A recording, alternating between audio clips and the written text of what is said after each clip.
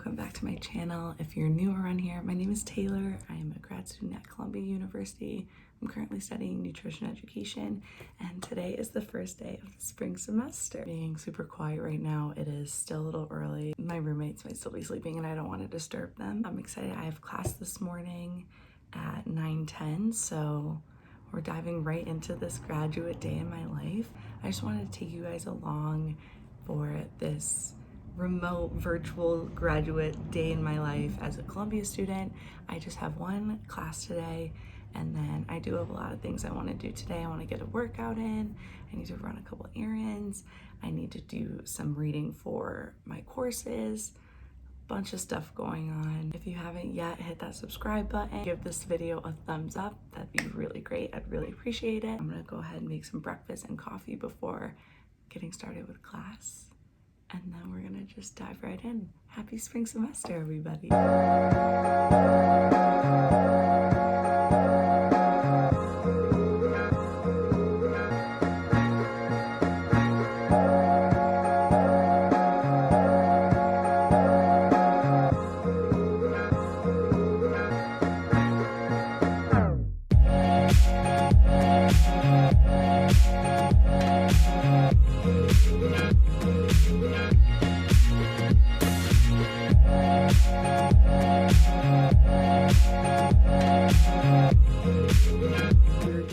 Class for the day. I actually really enjoyed it. I think it's gonna be a super interesting class. It's all about how to analyze nutrition information out in the public. You know, there's just all this confusion, and even people in the field, I think, get confused. I know I do.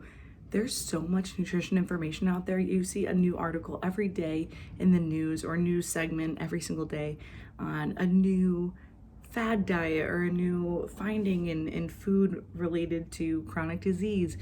And it gets very confusing. There's just so much news out there and information that the general reader and consumer of this information gets confused because it's always conflicting itself. And as a nutrition professional and as a future registered dietitian, I think it is so important that I learn how to analyze this data that's out there and be able to give the correct information to whoever I'm giving nutrition information to, whether it's just a conversation with a friend or if I'm working with a patient as a dietitian in the clinical area. So I'm really looking forward to that class. I think it's going to be super applicable to everything going forward. Since my class is done earlier in the day, which is so weird, I've never had a morning class before. In my program, all my classes were in the evening.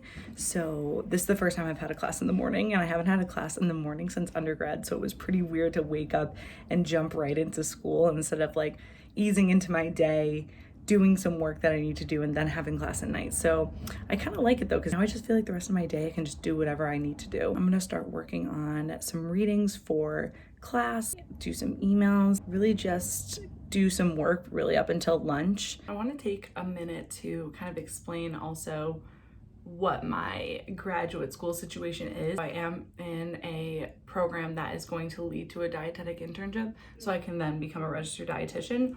But in terms of the graduate school portion, I've been in this program at Columbia for a year and a half. I started in fall of 2019, so I'm well into the program now. This is going to be my last semester of coursework.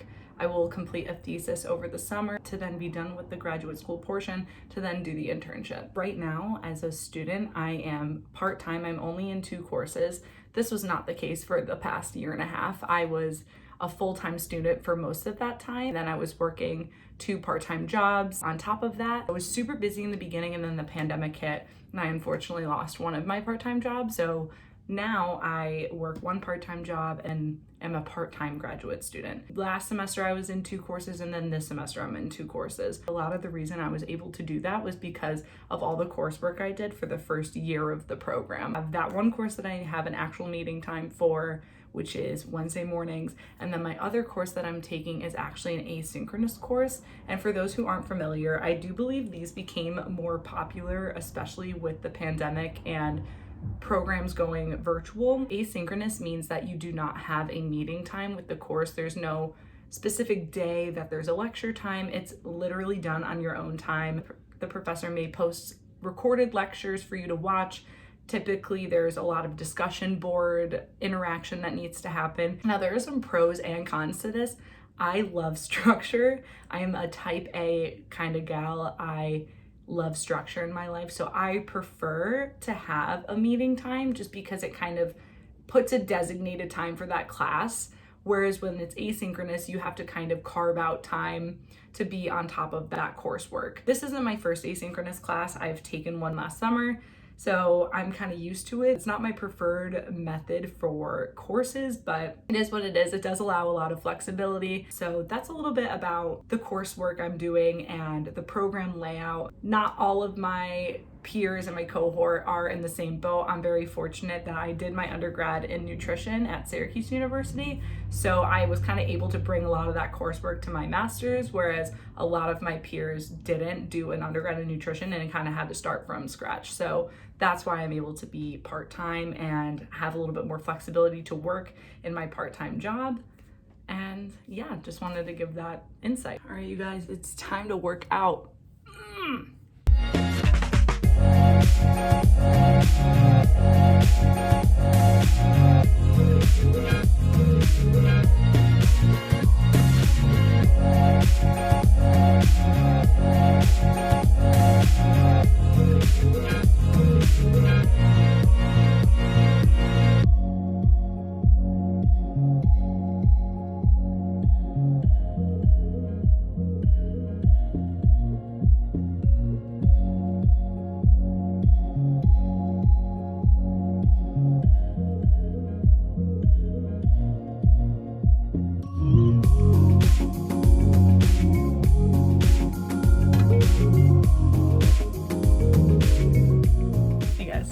I finished my workout. I made my post-workout smoothie, and now I'm going to do something fun. Just kidding, it's not anything fun. Actually, it is fun. It's going to Target. I'm gonna treat myself today since it was the first day of spring semester. Even though I only had like one class, I'm just in the mood for some chips and guac. So I have corn tortillas already here, and I love to just cut those up into triangles and put them in the air fryer and make my own chips. So I'm gonna do that, but I do need avocado, cilantro, red onion, and I think that's it. So I'm gonna run to Target and also just frolic around in there because you can never just go to Target for what you're actually there for. Mask up, everybody.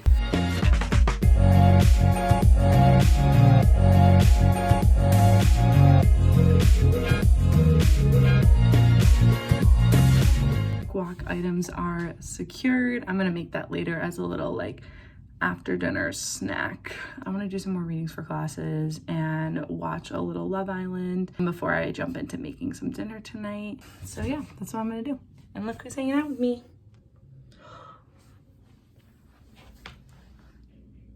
It's Miss Thing. It's this little chicken nugget. Her mother is cleaning the bathroom right now. She came in here to wait for her mother to be done and give her attention. You say hi? No? This vlog is basically a grad day in my life, but also Riley. She just loves to be in the kitchen when we're all doing something, aka like cooking, so she's joining me today. I feel like all of my videos are me cooking and eating, but to be honest, that's just the life of someone who studies in nutrition because I just love food and I love to cook. Tonight's meal, Riley, you're literally just right where I need to be. I made some black bean burgers yesterday and I made 4 of them so I could have them throughout the week, and I also air fried some potatoes, so I'm reheating those as well, and I steam some broccoli and zucchini on the side so I have some veggies. Multitasking is like I claim I'm good at, but when I'm actually doing it I feel like I'm not good at it. I really am a good cook, I just sometimes get a little distracted. Okay, so, oh crap, I need to toast my buns. Okay, so I'm just gonna walk you through what I'm doing right now really fast because things are burning. I'm gonna squish down these buns so they fit in the toaster because I like to have my bun toasted. So once my buns are done, I'm going to put the burger on top of the bun, add my toppings. I've sauteed some mushrooms, onion, and a little bit of spinach. I'm not gonna do the spinach too much because the more you cook spinach down, the more nutrients you lose in it. So I don't want to, you know, lose all that iron and vitamin K and all that good stuff that we love. So I'm just doing it for a little bit. My bun is toasted perfectly, so I'm gonna put the burger right on top. First and foremost, I am going to put a little garlic aioli. Now this is a veganese, so it's vegan mayonnaise, and it's a garlic aioli flavor. I am not vegan, I'm not vegetarian, I'm not anything. I like all foods in moderation, but this veganese is so good. You don't even notice that it's vegan technically. It's literally the exact same as normal mayo, but this garlic aioli flavor is everything, and it makes this black bean burger elevate itself. So put a little bit on there. Next, I'm gonna put some cheddar cheese. You can use any cheese you have on hand. I just happen to have this one. I'm gonna put it, it's a little big. Maybe we'll resize it. There we go, that's better. That was an aggressive piece of cheese. Okay, next I'm gonna add these veggie toppings. I hope you guys can see this. I definitely cooked more than what's gonna be able to fit on the burger, I think, but that's okay. There you have it. I mean, she doesn't look the prettiest, I'll be quite honest, but it tastes so good. That garlic aioli is everything, and I always add a little to my plate because I just like to dip the burger in it. Okay, that's like way too much, but we're gonna make it work. So then, yeah, this is my dinner tonight. Potatoes, steamed veggies, and my black bean burger with garlic aioli. All right, Food Network, hire me. Hello, vlog. It's another clip of me in the kitchen making food. Something that I like to do when I have too many tortillas on hand, too many corn tortillas. And as I've mentioned in my... Is that a hair? Yeah. You can cut them up into little triangles like this, put some Pam on them, salt, pepper, and air fry them for like 5 minutes, and then you have homemade tortilla chips, which is awesome. Love that for us. I cut the cut the chips already. Some of them are a little misshaped. I'm not really great at geometry, but you just cut them in any size you want. Also, leave in the comments below if you prefer corn tortillas or flour tortillas. I personally am a flour girl. I know you're a corn guy. Yeah, I'm surprised you bought these ones. These are literally from probably 2 months ago. Which is honestly great too, because if they're a little stale, it's fine because they're getting put into a chip anyways. Allie's emerged from her room. Say hi, Allie. Hi. This is Riley's mom. I've mentioned you before as Riley's mom. That's me. Just a mother. Just a mother. So we can't do all the chips at once, so we're gonna do a few of them. So what we're gonna do is put them in here. Do you oil them? I usually use olive oil, but someone got Pam recently, so I'm gonna use this instead because it just is a little easier, and I feel like when you use olive oil, it can be a little heavy sometimes. So we're just spraying these. You're getting some on the camera stand. What is that?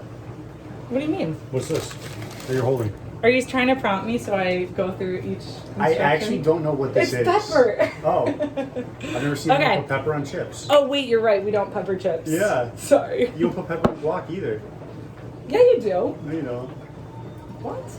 Not like typically. I've been doing this wrong my whole life. So I guess we're just doing a little bit of salt. We'll shake it up. So then we're gonna pop these in the air fryer and fry them at 350 for like 4 to 6 minutes. It just depends. So we're gonna use this mortar and pestle that I got Kyle for Christmas, but he said it was too small for guacamole, so he let me keep and suggested that I use it for my guacamole. And look who's visiting. Look, it's her sweater. Riley in a sweater. She literally loves her sweater. Oh, Riley. Guys, so I'm chopping up some tomatoes. I feel like a lot of people don't use grape tomatoes when they make guac, but this is just what I have on hand. You're killing it. That. Honestly, you should come over every time I'm vlogging. Check on these chips because we want to make sure we're constantly giving them a little shake around. They're nowhere near done though, so we're gonna pop them back in. Spoon. Thank you. Oh, wait a second. What? Oh, this is exciting. I have my avocado cutter tool. Oh, we get to use it for the I've first never time? used this before. Oh my God, this is such good vlog content. Oh yeah. Nice. Yeah. All right, so then what this middle part of it does is it grabs the pit. Isn't that wild? I'm not sure if I did that last part right, but we're gonna put in our ingredients. So we're doing our tomato. I feel like this is gonna overflow. Yeah, that's plenty tomato. Okay. Like, you don't want too much tomato in your vlog. So like maybe that much. Yeah, that's. I even say that's a lot, but you like onion, so. I do like onion. Our cilantro. Lime cheese. Yeah, I mean, tips to my fans out there, def get a bigger one of these. All right, everybody, here we go. The chip is piping hot. Riley's on standby for any droppings. Okay, here we go. What do we think?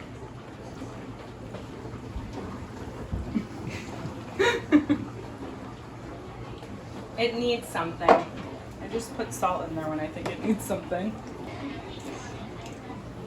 No, that's weird.